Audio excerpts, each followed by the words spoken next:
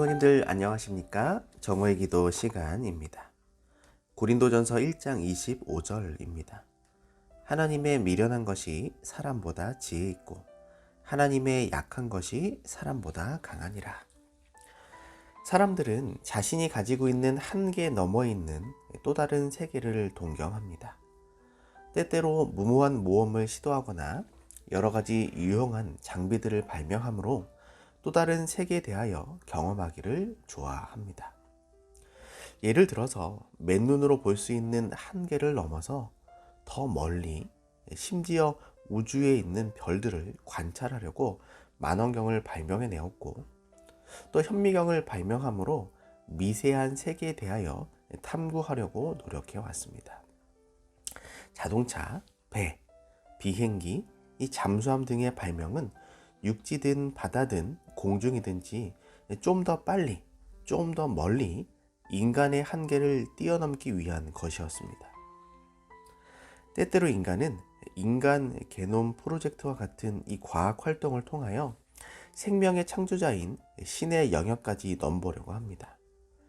노아의 홍수로 세상이 물로 멸망했을 때에는 사람들은 다시는 이 세상이 물로 심판받는 것을 면하기 위하여 바벨탑을 쌓았습니다. 하지만 바벨탑은 신에게 맞서 도전하는 어리석은 인간의 나약한 구조물에 불과하였습니다. 고대 메소포타미아의 풍요로운 이 국가들은 도시 중앙에 이 거대한 지꾸라트라는 높은 탑을 건설하였는데, 그 위에 자신들이 숭배하는 신을 모시는 수백 개의 제단을 만들었습니다. 당시 사람들은 이 탑을 신의 문으로 여겨 신이 내려와 축복을 내리는 건물로 인식하기도 하였습니다.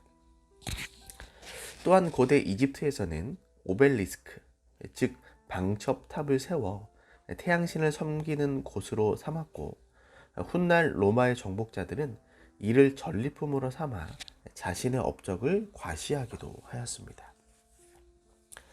프랑스 파리의 에펠탑이나 일본 도쿄의 도쿄타워, 그리고 서울 남산에 있는 서울타워 등과 같은 인간의 건축 기술들은 어떻게 보면 이 관광 목적도 있지만 인간의 기술과 또 인간의 자존심을 보여주는 탑이라고 우리는 생각할 수도 있을 것입니다.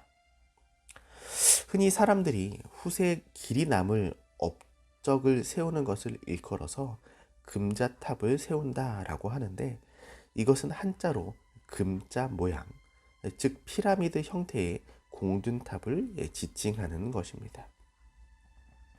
공든탑은 무너지지 않는다라고 합니다. 하지만 사람은 이 자신의 한계를 뛰어넘어 거대하고 웅장한 탑이나 이 건물을 지어 자신의 탁월한 능력을 과시하려고 하지만, 사실 하나님의 보시기에는 여전히 매우 작고 미미한 것에 불과한 것입니다. 우리는 세계 곳곳에 세워진 크고 웅장한 탑들을 보면서 사람의 능력이 크고 위대한 것으로 착각하지 말아야 합니다. 오히려 하나님 앞에서는 그 모든 것들이 아무것도 아님을 깨닫고 겸손히 자신을 낮추어야 합니다. 일찍이 사도 바울은 이것을 이해하고 우리에게 이야기합니다. 하나님의 미련한 것이 사람보다 지혜 있고 하나님의 약한 것이 사람보다 강하니라. 성도님들, 오늘 우리는 나 자신을 높이기보다는 나 자신을 오히려 낮추는 겸손한 삶을 살아가야 할 것입니다. 내 업적을 높이기보다는 하나님의 말씀을 높이는 하루를 살아가야 할 것입니다. 기도하겠습니다.